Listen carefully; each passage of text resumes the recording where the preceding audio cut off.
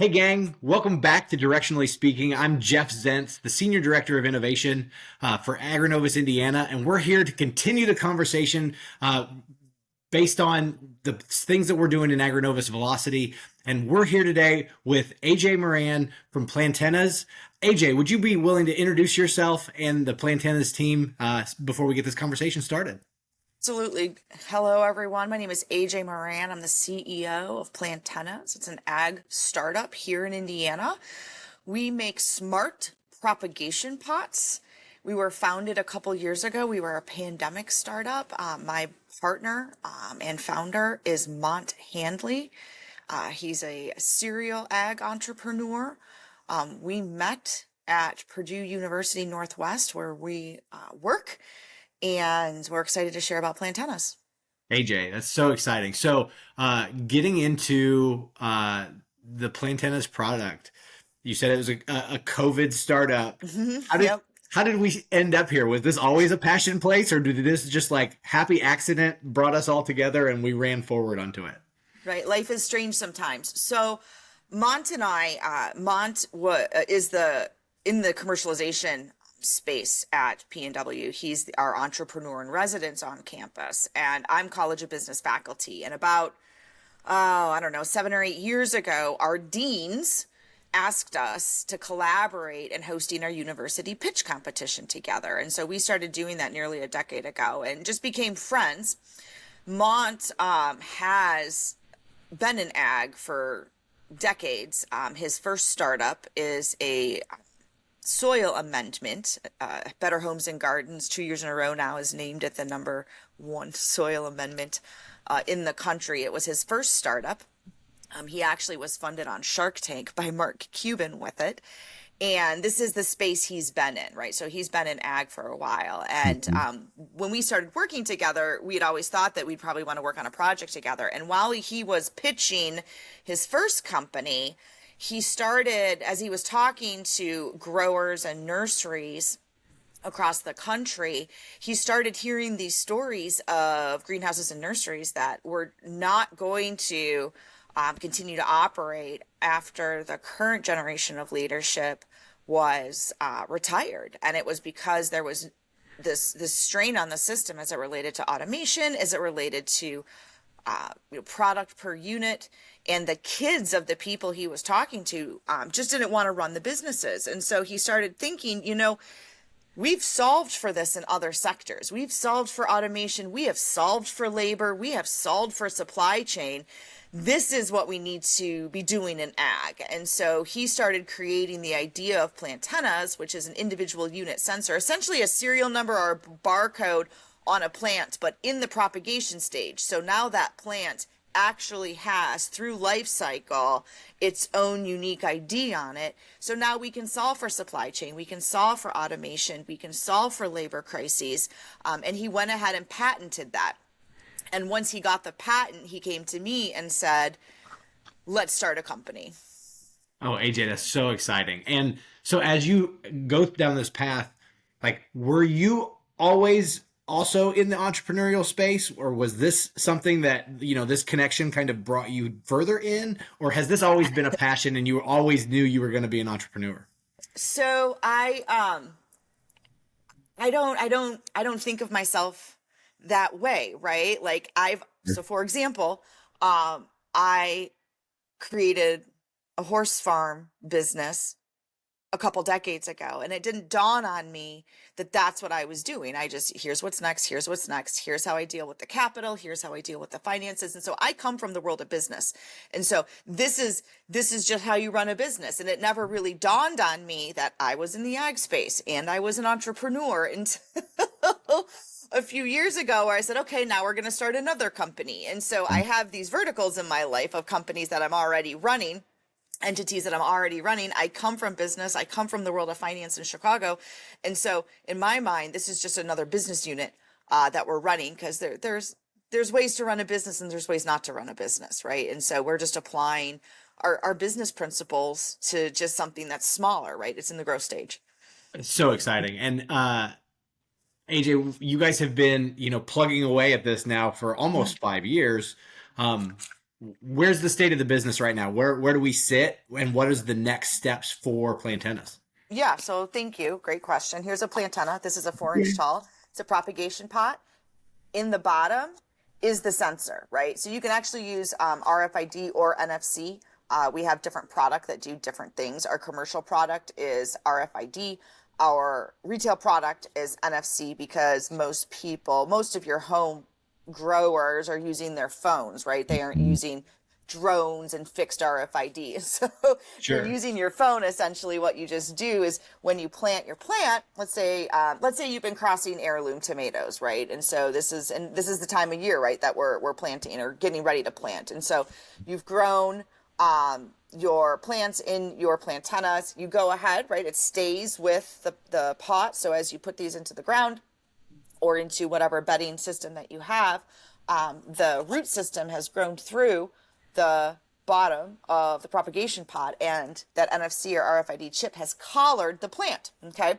And so now I can walk as I'm planting or as I'm doing whatever, I can walk up to my plants and say, oh, this was this cross, and this was the year that I crossed it. Or I can say, oh, this is what I need to be doing for food, or this is where this came from, or this was the gift that I received. So the retail product, we're just finishing the app for it right now. So that will be ready to go. That's for retail, right? And then for commercial, we're working with a number of different growers and nurseries across the country right now to best fit their applications.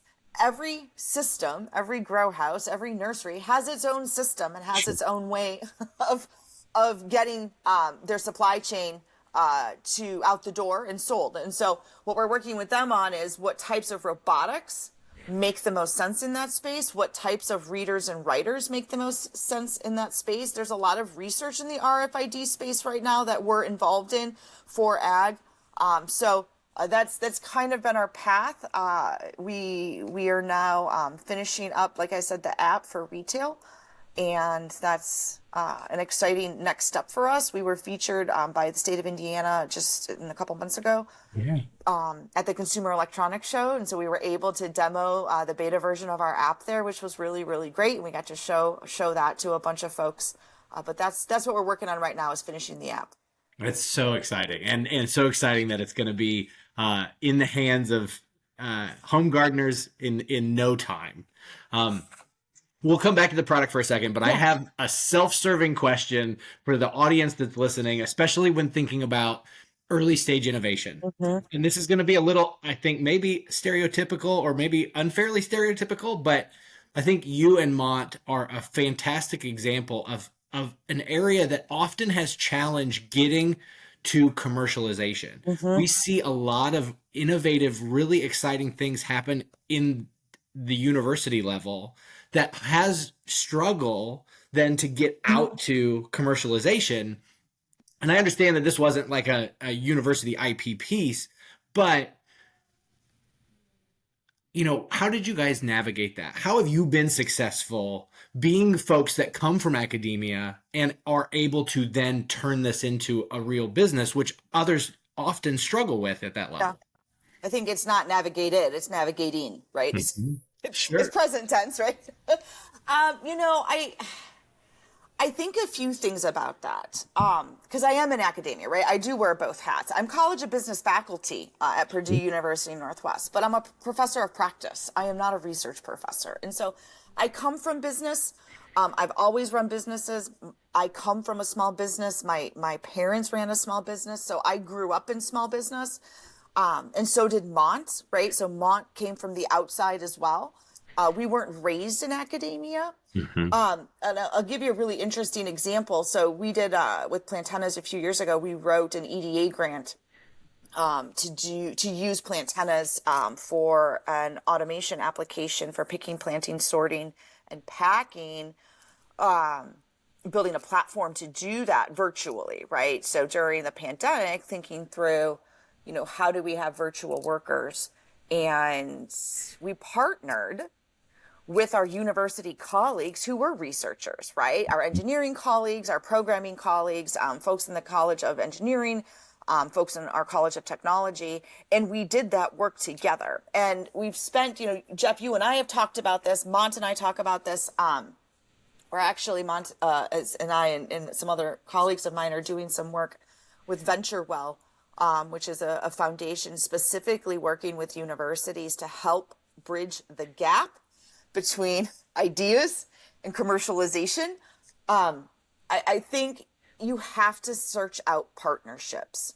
And it has to happen both ways, right? So we searched for research partners at the university level that, will run the front end of the business. You run the research and we'll collaborate together. Yeah. And I think that has to happen for research as well, right? The researchers, just because you have a great idea and you are an expert in that space doesn't necessarily mean that you're an expert in commercialization or you're an expert in, entities and taxation, right?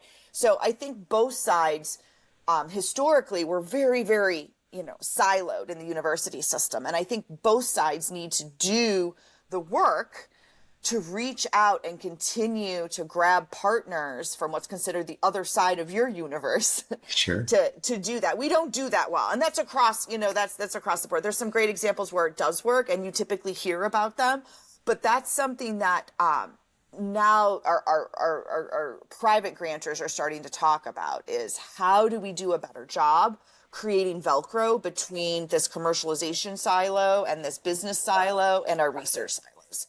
Yeah, and you guys have been a shining example of how to constantly be building that and how it's impacted you all. Let's shift gears for a second. So Velocity, we're in this accelerator program for the next few months.